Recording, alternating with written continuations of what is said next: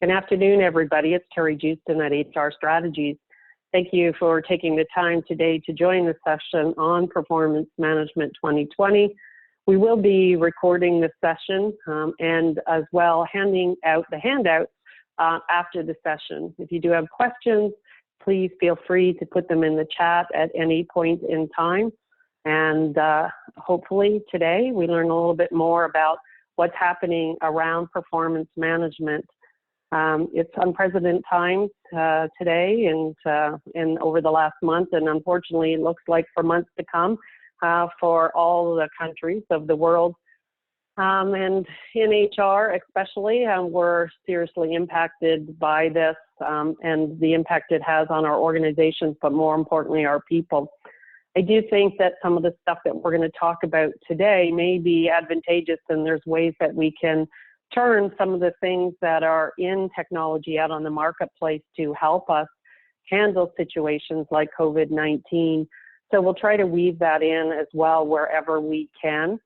But please sit back, listen, ask questions, and hopefully we all come out of this a little bit more knowledgeable around changes in performance management and what causes failures and success and how we can move the needle in our organizations. As mentioned, I'm Terry Houston, Global Vice President with HR Strategies. I've been in this lovely field of HR for over 23 years. I did a series of interviews and webcasts called Reality HR through HR.com. I've also written a publication called Best Places to Work in IT. And here is certainly my email address if anybody wants to reach out and connect with me here or through LinkedIn, they're welcome to do so. What we wanted to talk about specifically today was a wide variety of topics around performance management, but let's start at the basics. And the basics around performance management is to help HR make better workforce decisions. So who are our top employers and employees rather? Who is it in our organization that has the skills and competencies to lead inside of our organization? What are those skills and competencies, and how do we recruit and hire for them? So we want to really understand better what drives performance in our organization so that we can implement a performance management function in our organization that helps the business improve overall employee performance using ongoing or simple assessments, pulse checks, or continuous performance management. We're going to talk about those in more detail throughout the presentation. What we're looking at really doing now above and beyond the basics is helping us transform the total workforce experience. There's a move, and I'm going to talk about this too, of a move away from human capital management to human experience management out on the workforce, out on in the industry, and it's impacting our workforce in many ways. So we're going to dive a bit deeper into that. But basically what this slide is telling us is we want to take your workforce, we want to change and impact the total workforce experience and drive your business's purpose. So what we want to do is connect your people to your company's purpose, all your employees, all experiences at every location and in every country if you happen to be a global organization. I mentioned the move to HXM, which is Human Experience Management. What we're seeing now is the most successful companies really are aware of the fact that in order to deliver amazing products and services and having those great customer experiences, it all starts in your own home or in your own office and with your own employees and what that experience is like for them. So what we're trying to do now is take all the O data and the X data and combine it together to make sure that every single touch point that we have with our employees is second to none. So we know that the happier our employees are, the more happy our customers are. And the impact on that is above and beyond where it used to be. In the past, we used to think of employees would come to work for an organization specifically if we had a good culture. And definitely culture is really important, but it's not the only thing that employees are looking for now. in culture, or maybe culture is morphed. So just like human capital management is morphed to human experience management, culture has shifted in what that really means to our employees. So what we want to do is look at not just the physical environment that they're working on, you know, the fun things like do we have ping pong tables and free time, but also every other touch point we have with our employees. So the third point here is around the technological environment, or the tools that employees need to do their jobs. So that's how we interact with them, their mobile devices, their iPads, their desktop computers, or more likely now, laptops. I'm sure many of you are regretting those decisions to buy desktops of late because it's been very expensive to FedEx those desktops home with your employees so they can continue to work remotely, whereas if they had laptops, that would have been an aggravation we wouldn't have had to deal with COVID-19. So sometimes it takes these major tragedies to make us rethink also how we're communicating and touching and working with our employees. And I'm sure just as many sad stories that have come out of this, there will be good stories hopefully going through and on the end of this to help us learn from everything that we've experienced lately. So we really need to give modern tools to our employees, not only to help them perform better, help them communicate in the methods and means they want to, but as we're finding out, it can benefit the company overall as well. Also, we're talking about the physical environments that they're working in. Obviously, we can't so much impact what people are doing at home and what the work environments are at home, although I'm sure that, you know, there's always winners and losers and things like this in the economy, and certainly the Staples and the Best Buys are winning with laptop sales, headphone sales, you know, better chairs, desks, mouse pads, keyboards, things like that. So these are all investments that we need to do regardless of where our employees are working to ensure that they're being as productive as possible. But it's not always just that as well. It's their surroundings, you know, what they see, the color of their walls, the artworks, it's how they eat, the meals and the foods that are provided. So again, when they're in the office and we can impact these things, we should. When we can't, we still want to be communicating with our employees the importance of them, you know, having a proper separate area to sit, work, making sure they're still taking care of themselves, taking their breaks, you know, going for those short walks and eating properly and effectively, because how they feel is going to be a direct reflection on still any contact that they have with our customers out there on the marketplace. So this is a little bit different of this discussion today than I've done in the past, just thinking about the changes that we're seeing with everybody being isolated, or hopefully isolated for all of those that you can. And kudos and thanks to everybody who's, you know, an essential service and is putting their life on the line to make sure the rest of us, or as many of us as possible, stay healthy out there. So let's move into performance trends and the impact that has on our experiences with our employees. The way we work has changed, and that's an understatement again in today's society.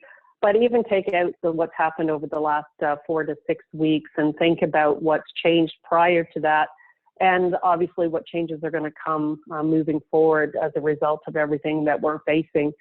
There's constant change, and as an organization, we have to be able to adjust to that change and be able to put in place ways to communicate and keep in touch and have a pulse on our organization like never before. So for those of you who haven't really done performance management at all, or did it in a paper base, that's going to be impossible probably for all of you going forward in this time. And moving it to online becomes imperative. But it's more than just moving it to online. It's about the changes we can make to increase the amount of communication that we're having with our employees. You know, as an organization and from employee to manager specific, we really need to look at having it no longer be a one-way type of communication. and create that vertical communication. We still want to, even from afar, inspire and empower our employees to be the best people and co-workers, and support people to our customers as absolutely possible. More than ever, they're going to need that continuous feedback and coaching and check-ins and pulse surveys because they're feeling isolated. Many of our workforces may be isolated on their own, and those ones in particular, obviously, are ones that we all worry about. So what, again, can we do? Can we morph, for those of you that do have decent performance management strategies in place? What can you do to change or alter those to make impacts even now with COVID-19 playing such havoc on everybody's personal and professional lives? It's a really good time to think about and look at the system from that perspective as well.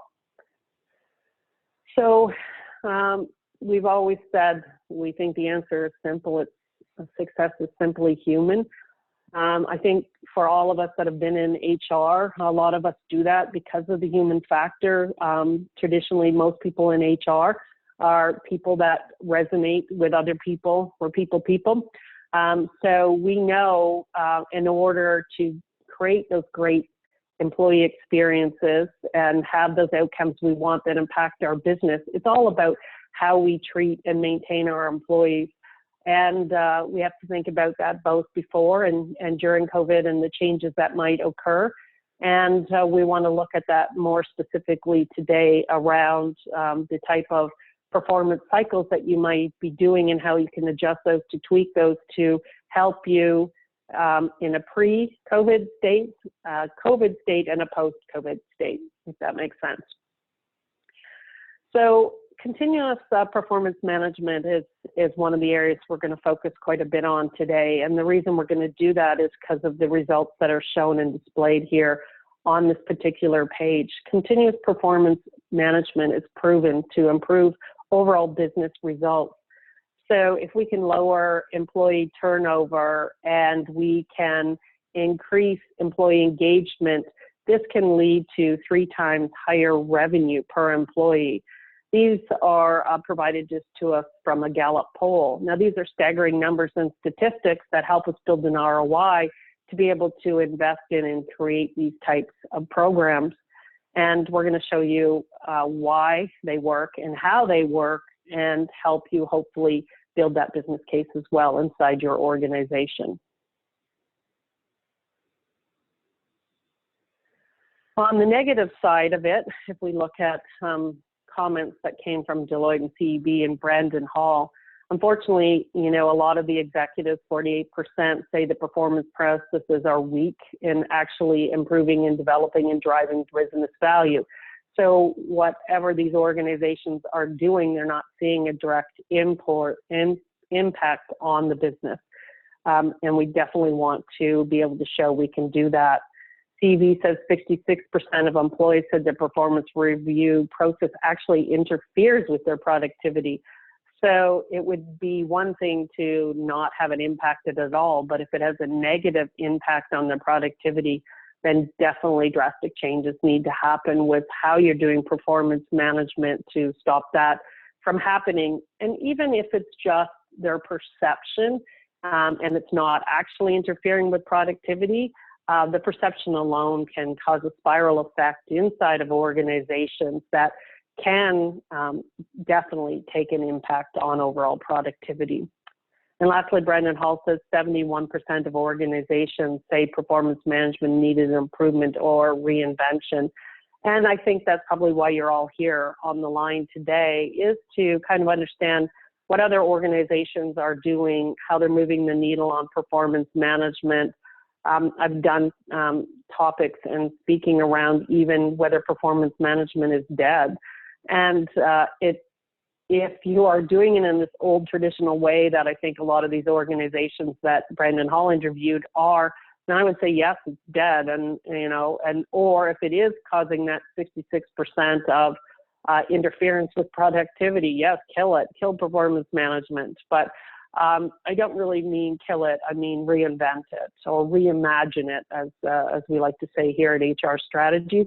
we're in the time now with robotics, artificial intelligence, that there's just so much more we can do in HR and really move the needle on technology that can enable us to do a better job. It's an exciting time, and we can really look at reimagining HR. So let's talk about why managing performance year-round can be challenging, and we've broken into two buckets here. And the first is about managers. It's funny, I got off a call about an hour and a half ago with a prospect looking to buy a performance management solution and needing help with that. And they had gone down this path before, and they did a demo to their managers, and she was so glad it was done by some type of a WebEx, because she was sure that if they were all in the room, they would have stampeded the front of the room with pitchforks and tried to take her down, because the system was really benefiting her in HR. It had no or little value to managers, and really what it did is it put the onus of the work that HR no longer was doing onto the managers, and they were obviously not taking well to that shift. So it's really important for us to look at, when we're doing performance management, not only what's in it for HR, but what's in it for the employees, the managers, and the company as a whole. And then we know if we do things well, it will impact our customers also. So here, going back into some of the pitfalls for managers, is that they're not communicating regularly with their employees in times like today's. Again, that's just paramount. And whenever they do jump on a call with them, they're always talking about solving challenges or problems that they're dealing with, and not about how they can help empower their employees to perform better. We also know that managers, and sometimes in a lot of organizations, and I'm hearing this a lot right now, they're investing heavily in training to be able to get both their employees and their managers better trained on all areas of the business professionally, as well as product-specific innovations. So maybe this is a good time to really focus on training our managers on how to do more effective feedback and coaching, and certainly starting a policy for more regular one-on-one meetings. On the HR side, on the right-hand side, we can't, without technology, even know if these one-on-ones are actually happening, unless we are doing some type of year-end survey or mid-year survey where we get this type of feedback. But again, that's typically through technology. So again, we're relying on data and information that's well after the fact that this may have occurred. So lots of times we're just reacting too late to the game to be able to make valuable changes. So without technology and without clear insight and vision as to what managers are doing, we have to trust our managers, that they're putting the right effort and attention and commitment on those types of communications with their employees. And that's difficult. Some managers we know are great at it, others aren't. And we need to be able to have a much better pulse on what's occurring between our managers and our employees inside of our organizations. And this leads us to, at a very broad level, why these types of initiatives can fail. And we're going to dive into this a little deeper on the next slide. But again, everything's very rearview mirror. It's like we're always taking actions after it's happened and occurred. There's not enough that we're doing to, impact the future performance or present performance. It's always about evaluating the past.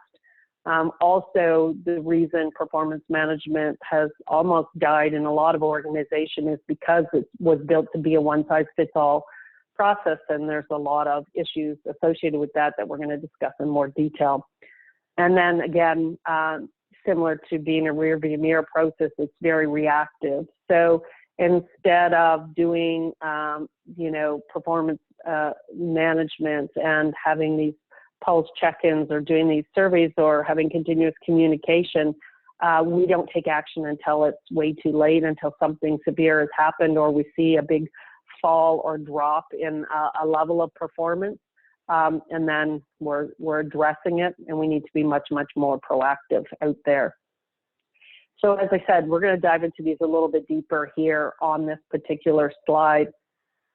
So employees just don't believe in most cases, and going back to those statistics that we saw, I think it was 71%, that the review actually represents their role, responsibilities, and associated competencies.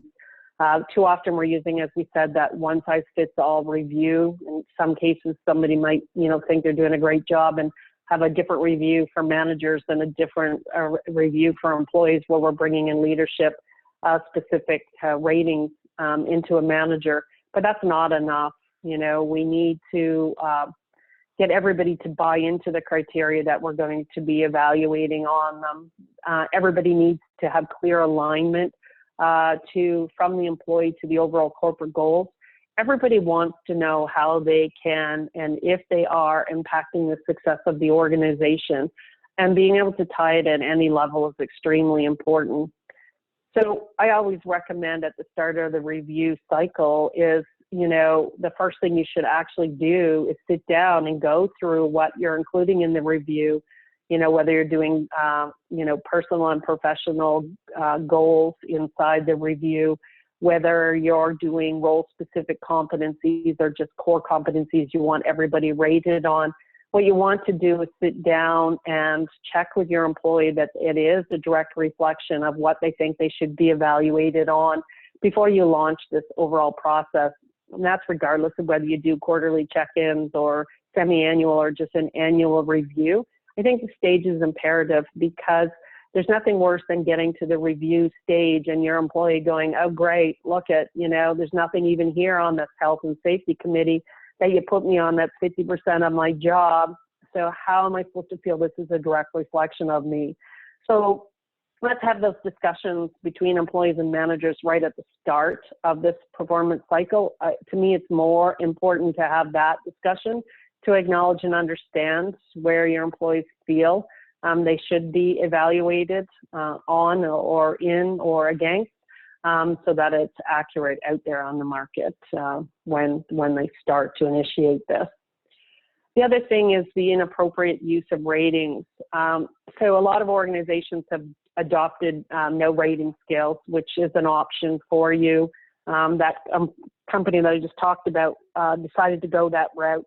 And it is an option, and it works in some organizations. It would not be my recommendation. That's just my personal preference on it. Is how do you judge who's performing better in organizations? And if you're really trying to do merit increases based on performance, I think having ratings are imperative. But again, you don't have to have a 1 to 5 scale. You can use words instead of numbers. Everybody rather be a meet than a 3, and being able to change that is important. We also find that managers, because if it is a pay for performance culture, want to give their employees a higher rating because they want to get their employees higher paid so that they're the great guy or gal out there. And again, we want to be able to stop that from happening. And there's a number of tricks and tools that are built into software to start to dwindle that from happening, like having observable behaviors. So what it means to meet, exceed, or be extraordinary, so that you have to look at that definition and be able to place that employee in that particular bucket, right? Also, if you have no clear visibility on how your employees stack against each other, or who may need more help in specific areas, it's a lot cleaner to be able to do that in using some type of rating than not using a rating. And also, if we want to do any type of bell curving or calibration, rating scores are also great components of that, which make that a lot easier for us to do in HR, is deciding, how many people need to, in the bucket 5 need to move to a 4, and to be able to make those decisions based on that type of data and information. Another big problem that managers, companies, and employees have is that there's no documentation around performance at all during the overall year. What we find and what we end up with is that managers can only specifically remember how it is that you know, what you did in the last 30, 60, 90 days, because they can't even think back further around that, you know, what they did 6 months ago or 9 months ago. And that's also, of course, why we're looking at being able to do these types of touch points on a much more regular basis than just annually. The other thing, of course, is that people want real-time feedback on regular intervals. We're going to talk more about feedback, and you know, I like to blame part of it on millennials, but we all like that type of correspondence as well. You know, and inside ours with us and how we're communicating also. So let's move forward here. The other reason, and often this is what I usually actually put on the very top of my presentations, is the biggest reason any major initiative fails inside of HR is because there's no executive or management buy-in. In that example I talked about with the prospect that I just talked to, that's exactly what happened. You know, they went out, they were looking at solutions, they picked the one that was going to work best for HR, not taking into consideration how that was going to work and what the interaction was going to be for managers, brought them into the cycle too late. So we need to do two things here, and maybe there should be 2 bullet points, but we obviously have to get executive buy-in, because if the executives aren't going to use the solution and drive adoption, then it's going to fail mostly in our organization. If managers aren't going to use it, again, you know, we can set up automated nag emails to tell them to do it, but if they're not going to do it, all the automation in the world is not going to help them if they don't see the value that's in it for them as managers inside the organization. And then that's the other reason why I often like to tie performance into compensation is in a lot of organizations, I would recommend that if performance reviews aren't completed, it impacts the compensation of managers, and you definitely need executive buy-in to do that. But that's certainly a what's in it for me for managers, because if I don't do them and it's going to impact my pay, then, you know, I'm gonna probably be involved in it. But the area that it came to mind as I was talking about this that I didn't put on the slide is around change management. So whenever we're trying to make changes to any process that we have in an organization, it's important to do effective change management around that. Change management is really around communications to drive adoption, and every organization and the way that change management has to be done is different, again, depending on those cultures. But again, I would task you when you're taking on a review of your performance cycle to start to think about the best way to roll this out through your organization through proper change management to get adoption, and that's usually getting everybody involved in the process somewhere along the line. Okay, so here's another quote. I like to use quotes. So Gallup survey stated that employees whose manager hold regular meetings are almost 3 times as likely to be engaged as employees as managers who do not hold regular meetings. So obviously we're hoping we're hiring good managers. So if a good manager knows that this is the case and we can illustrate this to them, then why wouldn't they want to be able to hold these meetings? And if we could make these meetings happen and schedule them and make them more seamless around specific topics so they don't have to think about what to say in these, that just makes it that much easier.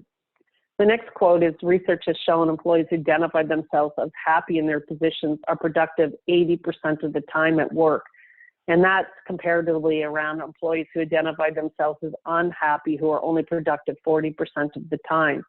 So if we can get 40% more productivity out of our employees, it's no wonder we can reach that 3 times number that we saw earlier of the commitment and the ability to them to impact their business is so high here. Now, performance management, for as long as I've been in HR, performance management, leadership development, has always been one of the two major topics for organizations. So this really is nothing new. It's just how we're looking at it and adjusting to the market and what the market can do to help us be more successful at it. So what's changed? And, I talked about blaming things at the millenniums, but it's not really only the millenniums out there that need that constant feedback, so they're constantly posting on Snapchat and Instagram and Twitter to be able to get feedback from their friends and their peers and their colleagues about what they're doing, what they're working on, and what they're liking out on the marketplace. Even us, older generation, and I saw this picture and it reminded me of me in an earlier life, because I had one of these vans, probably actually 3 or 4 of these vans as my kids were growing. And the difference between, what we did in a car back then and what we can see in the cockpit of our cars now is light and days. Like who doesn't, and some people don't, but I do. Like I like the little flashing thing in my mirror that tells me somebody's in my blind spot. I don't mind if I go over a dotted line that it tells me that, in the new vehicle I have now, if I'm accelerating too quickly and getting in front of a car, my seat actually vibrates. And for some people, these are really annoying, and maybe it's because it happens all too regularly and you're too aggressive of a driver. But to me, I really appreciate that time of feedback. So we're in a culture of feedback. We all want continuous feedback to help us be better at what we're doing. And in this example, be better drivers, or reduce the possibility we're going to get in accidents. And these are all important factors in our life, right? So let's dive even further into, what this looks like from an old school perspective versus the new school, right? So in the old time, performance appraisals and goal settings were conducted only once a year, right? Where the new is really about having those types of check-ins at least quarterly or even more frequently, and more regular goal setting. So we don't now set goals in January or June or whenever you guys kick off your performance cycles and then not change any of that throughout the year. Goals is something that we don't lock anymore. You can still lock goal plans, of course, but most of our customers prefer to keep it open because we want to constantly be able to adjust to the changes that we have in our work and our personal environments and add additional goals. Also, we're looking for a lot more of a collaborative approach. So it's not, they don't want to just know how they did as an individual, but how they did as a part of a team, as part of a business unit, and as part of an overall organization. Next, it's feedback. So basically in the past, feedback was collected by the manager and it was displayed to the employee at the end of the year. So, occasionally employees would forward stuff to their managers to put into their review process. But in the past, traditionally, it was all too much more of a one-way communication, manager to employee, around performance. So again, now we're in the world of feedback. So we're collecting continuously feedback, and there's a lot more easy ways to get feedback, with mobile phones and iPads and all of these tools that we have available both inside the work and outside of the work. And then in the past, goals were kept confidential and focused again on individual achievement. And now goals are more public and transparent, and more of a focus on an overall team or even an organizational capability. So we're seeing a lot more use of cascading goals where maybe 6 major pillars or initiatives in your organization are launched, and then as a manager, you're taking those and you're cascading down the impact you can have depending on what department or division you're in, and you're tasking your employees with how they can contribute to that goal that impacts the overall corporate goal, and seeing that type of visibility inside of it. We also, before, employees were forced and ranked on a quantitative scale, and as we talked about, it's much more now a movement to qualitative scale, and it's not a forced necessarily ranking. compensation was always confidential and focused on equity or pay bands and not so much based on performance. And now we're seeing a much more fluidity around that. So compensation tied to performance is a really key feature for a lot of organizations, and there are a lot more people doing what we would classify as not just merit-based pay, but variable pay, and being able to pay individuals based on individual team and business performance on the marketplace.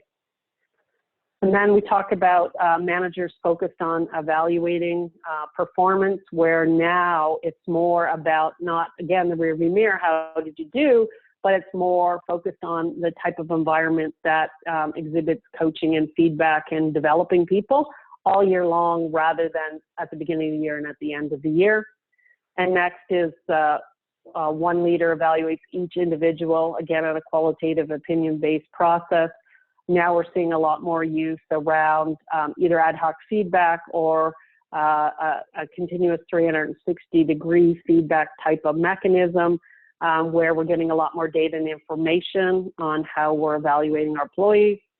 And then lastly, you know, to that point where everybody said it was impacting their productivity, it was considered to be a burden and a waste of time, not just by the employees and the managers, but probably an entire organization.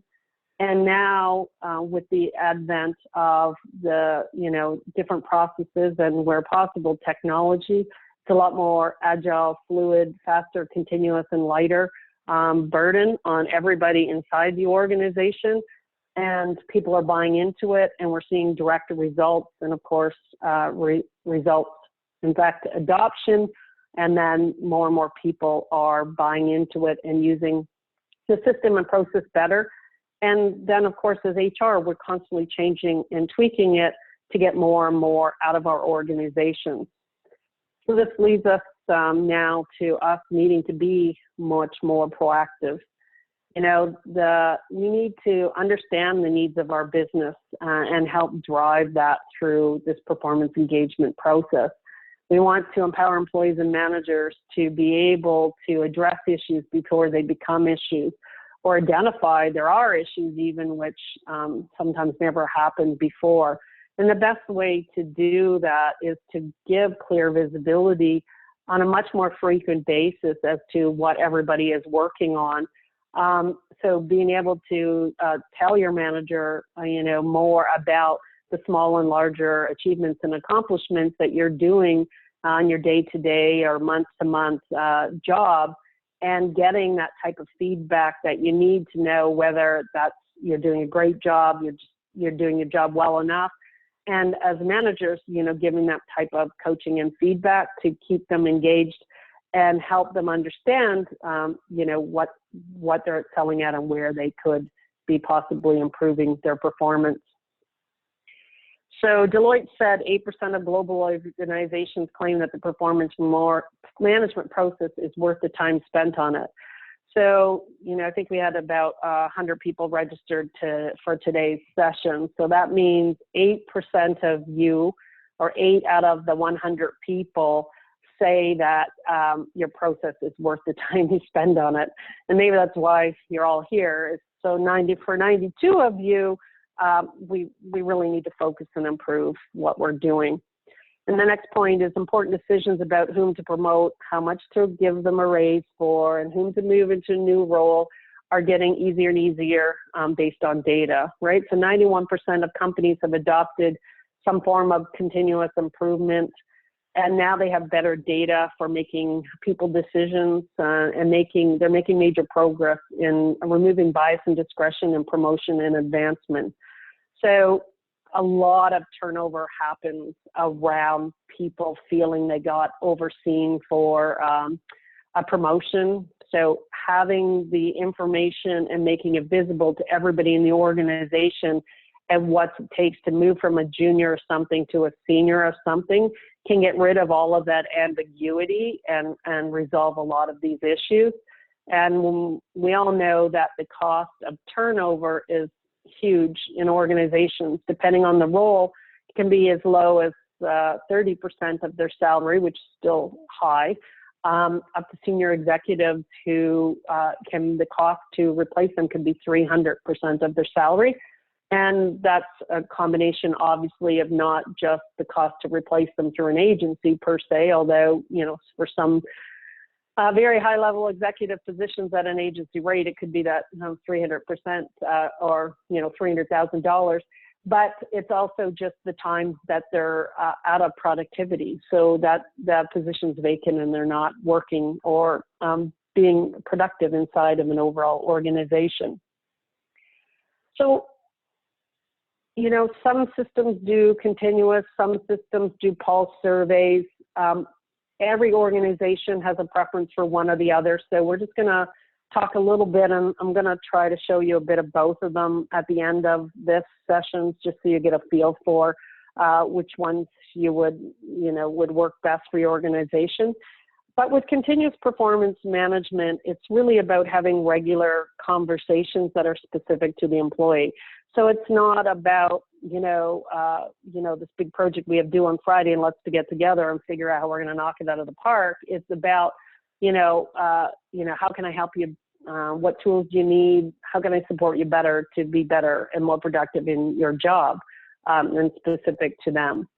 So continuous performance can be harder to ensure they are happy regularly, right? So, but having that ability and that access to your managers is second to none, and getting that type of feedback and coaching on a much more regular basis is important. And if you can tie these conversations and even the achievements and the accomplishments and feed those through the performance management, it's going to make a big difference in your organization. From a Pulse perspective, Pulse really reinforces regularly asked questions so that they are top of mind. So we're really saying to our employees, here's the things we think important. Are they important? Right? So it's good to get feedback so we know what is really important for organizations. But the problem I have with Pulse surveys is that if no action is taken, it can really backfire in organizations, because there's nothing worse than going out, even if it's only annually. But typically Pulse surveys are done much more frequently than that, is if you keep asking them, how they feel about these things, but you don't do any changes to impact them, you can get that same feeling where those 71 or whatever % said that they felt it was detrimental to their performance instead of advantageous, because they just feel like they're not being listened to.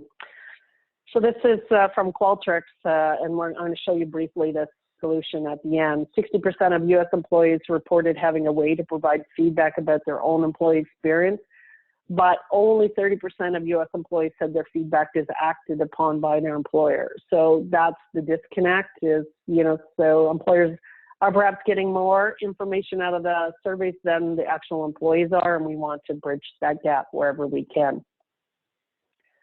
So when we talk about continuous performance management, it's about employees keeping managers up to date and to get advice and guidance and feedback on a much more regular basis. This can be done, on a mobile application like we're showing here. It can be done on a desktop, but it's basically tracking activities and achievements and linking them specific to goals, and then coming up with topics that we want to talk to our managers about, and then capturing the data that we've had these types of communications. And then from an HR perspective, we can enforce how often we want these to have happen, so the managers are nudged to make these types of continuous meetings happening inside of an organization, and we can report on that.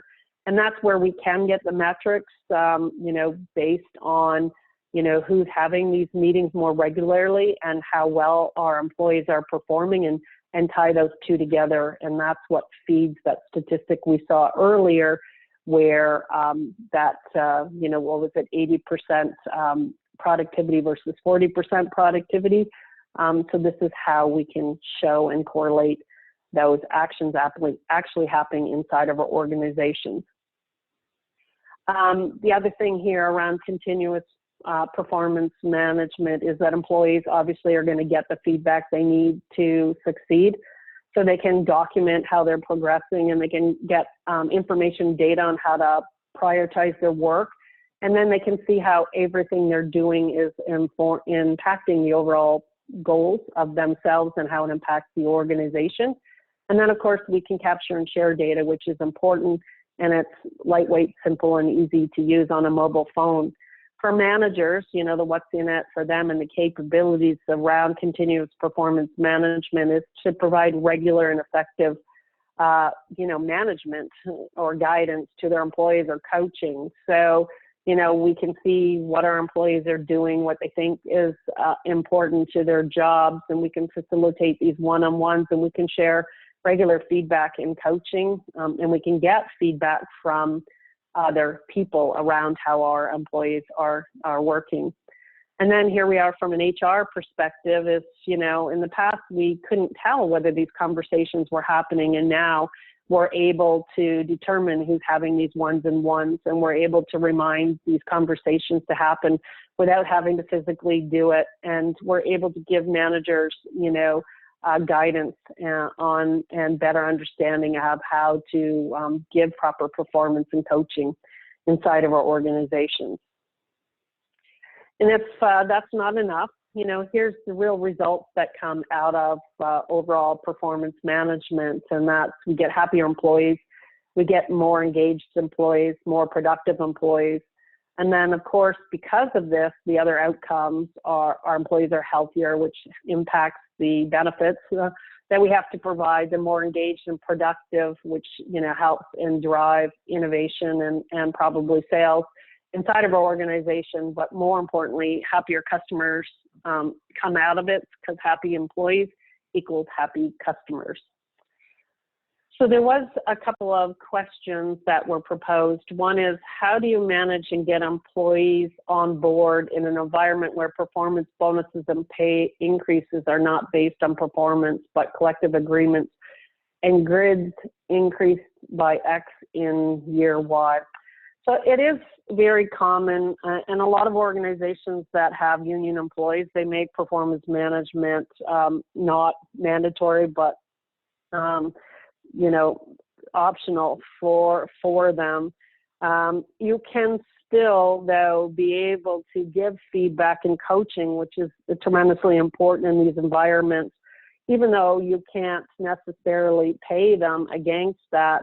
But it is important still to motivate and empower these employees and get them to be more productive by giving them the type of reassurance and feedback that they want to have there. Okay, and I'd be happy to talk to you more in depth on that. But what I want to do, and these webcasts wouldn't be available to us if we didn't have some type of support, in sponsorship. So I am going to show quickly, for those of you that are interested, a very high level of how goals and performance and continuous performance management can be used from a technology perspective, both and maybe based on time, I'll focus just on continuous performance management and what that looks like, and then pulse surveys and what that looks like. But happy to dive deeper into either of these for you. And just before I do that, because we are getting shorter on time, I'm going to share with you just a couple of other slides that will be available to you. And the most important thing here that I want to tell everybody is about making sure that you take action. So it's great that you were here on the call today, but more importantly than that is what we want to be able to do is go out and start somewhere. Let's make changes in our organization. Let's really move the needle on performance management and drive some of those great experiences.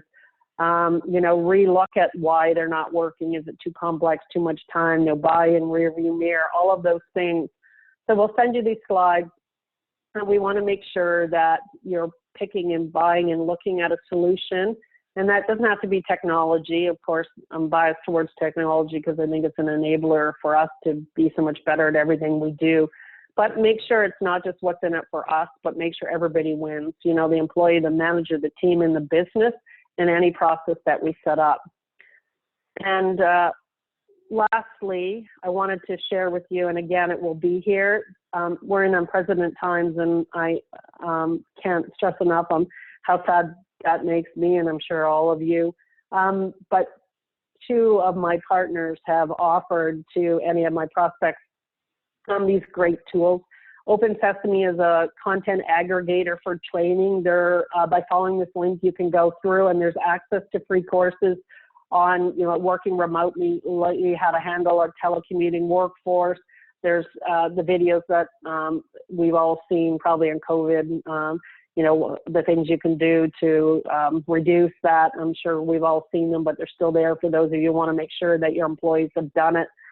And also Qualtrics has enabled us to take advantage of their pulse surveys to go out and get a pulse check on our employees and how they're handling and dealing with these times. And it doesn't have to be just the people that are working remote. Even for you organizations that are essential services, it's even more difficult for those people to be coming in and coming to work and worrying about their coworkers and infecting them and them going home and infecting their families. So take these surveys. They're free during this whole disaster or pandemic, and help you understand what's going on inside your workforce. Okay? So let's jump out of there. And then I'm sure that I've expired because I've been talking so long. And what I want to do is just log in to the SuccessFactors demo instance. And I think what I'll do, as I said, is just go right to continuous performance management, because I think this is the section of performance management, and maybe if this is all you did, that this is one of the things that you can instill, but I think would help. I know I'm doing regular touch points with my employees on a daily basis, but this is the ability for me. Here is Jeff Hale, the manager, and here are my employees down the side. But I could come in and start adding activities, so anything that I'm doing specifically, so maybe I'm researching a budgeting tool, or health and safety, I think is one that we talked about, and safety tool or program. And then you can see I can align that to my overall goal, which is actually contribute to run best health and safety right here. So I can choose that goal and I can align that here. So I can come in and start to show what I'm doing and how that attributes to my overall goals. And I have a bunch of the things and activities that I'm doing. I can also add topics that I want to talk to my boss about. So I want to take some leadership training. I need to improve my remote internet. I want to talk about increasing my headcount. So I can come in here and put this data and information in. I can also look at bigger achievements that I have, and I can look at them by time, or I can look at them by goal. So here you can see I'm actively contributing to the Best Run Healthy and Safety initiatives. I've got kudos, and I can add these types of achievements. You can see somebody really liked chocolate here. And also I can come in here and I can look at feedback, and I can request feedback and give feedback. And of course, this is all permission-based, so if you don't want them to, you don't have to. Specifically here inside the system. And when I've had this conversation, I can capture this meeting, and this is what notifies HR that these meetings are happening, and we can report on how frequently or how often they're meeting, and we can also nudge our bosses or our managers so that we can tell them that you haven't had that weekly, monthly, or quarterly meeting that you need to. And from an employee perspective, because they're my employee, I can do all the same things. So I can come in here and add activities for her. Specifically, I can add topics for her, but you can see I can give her constant coaching and feedback as well. And these are the types of things that employees are looking for, part of that whole human experience management that we want. And again, all of that capability to get feedback and manage our accomplishments in the system. And the great thing is all this activity feeds into our annual review. So we can tie all of these communications and conversations to our quarterly, our semi-annual, or annual review. So we have all kinds of great feedback around it. So think about how helpful this might be to implement this with COVID-19 being on all of our doorsteps, to help employees be able to, tell us what they're working on, what they're accomplishing, and getting that type of communication and feedback. not just from their supervisors and their managers, but also getting other types of feedback here inside the system. Okay, so that's one of the things I wanted to show you. And the other was more around the pulse surveys specifically, and this is the free offer that I gave you around Qualtrics. So it's the big ability to come in and ask questions and be able to get key data and information. Now, the results that I'm showing here on the screen from pulse surveys are more specific to overall different types of organizational surveys. So I've done many surveys. So I've done them on engagement, I've done them on performance, I've done them on managers' effectiveness. Specifically here, I can slice and dice and see a heat map about them. I've done them, you know, for our onboarding experience for new hires. I've done them on our exiting for people that are leaving our organization. And I can find great information and data about, you know, why we're leaving, not enough career progression, not enough great collaboration tools in the organization. And then, you know, from an onboarding perspective, I can see all that data and information. And if I go and look at this maybe from a manager's perspective, so again, we can use these surveys. And especially today, you can get this for free and go out and take a pulse on your overall survey. We can just see and track how engaged our employees are, how things are trending, ask them for feedback and information on what would help them. You know, in this case, more consistent communication will definitely come up. Specifically here, we can see how our teams are participating. We can even come in and look at the scorecard.